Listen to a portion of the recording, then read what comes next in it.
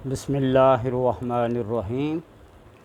الصلاۃ والسلام علیک یا رسول اللہ وعلی آلک و صحابک یا حبیب اللہ۔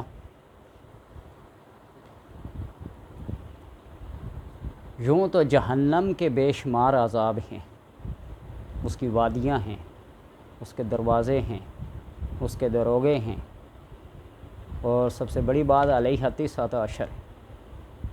19 فرشتے جو مقرر کیے گئے نا، اللہ پناہ دے۔ اس کے اندر ایک وادی ہے جس کا نام ہے جب الحزن۔ جب الحزن ابن ماجہ اور ترمذی کی یہ حدیث ہے کہ آپ صلی اللہ علیہ وسلم نے فرمایا کہ جب الحزن سے اللہ کی پناہ مانگو۔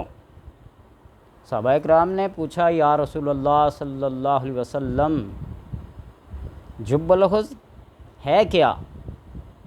آپ نے فرمایا جہنم کی ایک وادی ہے جس سے جہنم بھی دن میں 400 مرتبہ پناہ مانگتا ہے۔ جہنم بھی 400 مرتبہ پناہ مانگتا ہے۔ پوچھا گیا حضور اس میں کون جائیں گے؟ وہ کون سے گناہگار بدبخت لوگ ہوں گے جو اس جب الحزن میں جائیں گے؟ آپ نے فرمایا وہ کاریوں کے لیے تیار کی گئی ہے، جو دکھاوے کے لیے قرآن کو پڑھتے ہیں، بڑی بڑی سوریں لگا کر دکھاوے کے طور پر، اور کہیں ان کو محفل میں، کسی مجلس میں، کسی جگہ بلایا جائے، ہزاروں نہیں لاکھوں کے حساب سے ان کے اخراجات برداشت کرنے پڑتے ہیں۔ خود اندازہ لگا لیں۔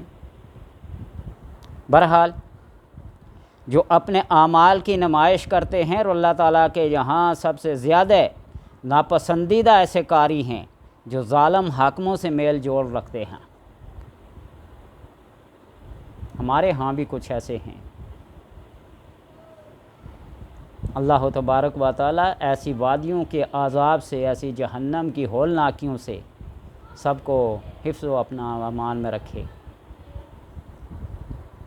طبرانی کی روایت میں ہے کہ جہنم میں ایک ایسی وادی ہے کہ جہنم اس وادی سے دن میں 400 مرتبہ پناہ مانگتا ہے، اور یہ حضور صلی اللہ علیہ وسلم کی امت کے ریاکاروں کے لیے تیار کی گئی ہے۔ صرف کاری نہیں، اس میں عالم، حافظ، حاجی، معتمر، سخی، تاجر، ہر قسم کے لوگ شامل ہیں جو ریاکاری کرتے ہیں۔ الذین هم یراؤون ویمنعون الماعون۔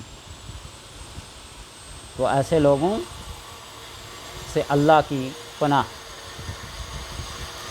ابن ابی دنیا رحمہ اللہ کی روایت ہے کہ جہنم میں 70,000 وادیاں ہیں۔ 70,000 وادیاں ہیں، ہر وادی میں 70,000 گھاٹیاں ہیں، اور ہر گھاٹی میں 70,000 سوراخ ہیں، اور ہر سوراخ میں ایک سانپ ہے جو دوزخیوں کے چہروں کو ڈستا رہتا ہے۔ یہ دیکھنے والے نے، مشاہدہ کرنے والے نے مشاہدہ کر کے ہر بات کو بتایا ہے۔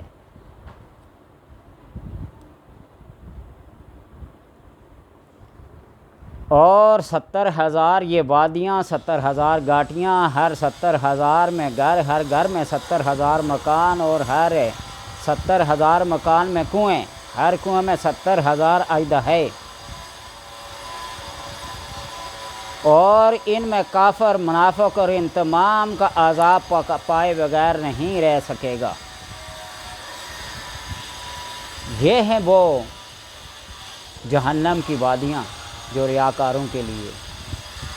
اب بات یہ ہے کہ انسان جو عمل بھی کرتا ہے اللہ تبارک و تعالیٰ کی رضا کے لیے، اس کی خوشنودی کے لیے کرے تو اس کا دوہرا اجر و ثواب ہے۔